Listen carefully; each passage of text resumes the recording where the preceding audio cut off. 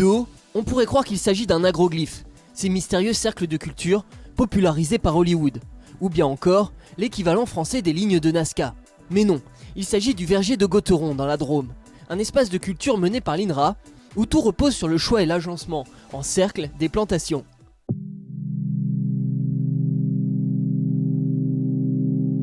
Au premier coup d'œil, on observe 3 cercles extérieurs entourant l'espace de production.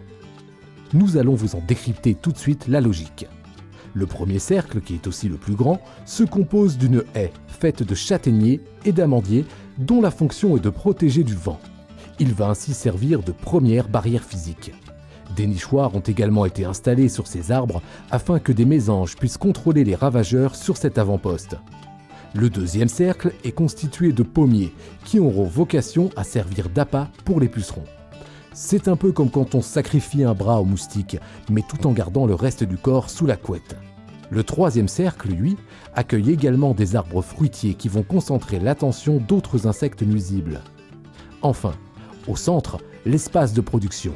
On y trouvera des pêchers, pommiers, pruniers, mais aussi des abricotiers. Et l'idée est de créer un espace de production qui soit très difficile d'accès pour les ravageurs et les maladies, où il y ait énormément d'anomie naturelle de ces ravageurs et maladies, et ainsi d'essayer de produire en se reposant sur des régulations naturelles et beaucoup moins sur des intrants. Et vous allez voir que lorsque ces chercheurs avancent qu'ils utilisent beaucoup moins d'intrants, c'est qu'en réalité, ils se contentent du strict minimum.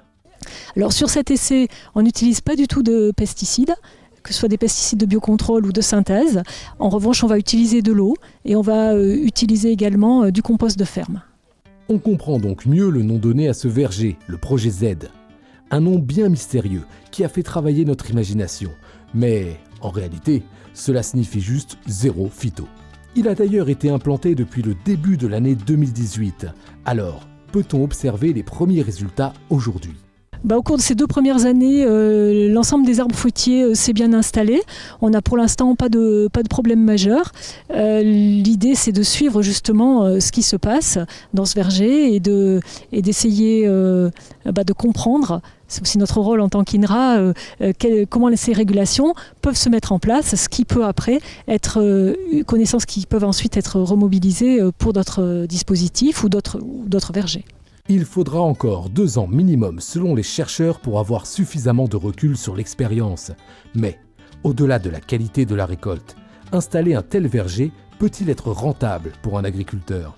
Ce sera un résultat de l'expérimentation parce qu'on va se donner les moyens de mesurer le temps qu'on y passe, combien ça coûte à produire ainsi. Encore un peu de patience donc pour effectuer des conclusions sur ce verger composite, que ce soit en termes de qualité et de quantité de production. N'hésitez pas à partager cette vidéo autour de vous et à la semaine prochaine pour un nouvel épisode du MAG du Biocontrôle.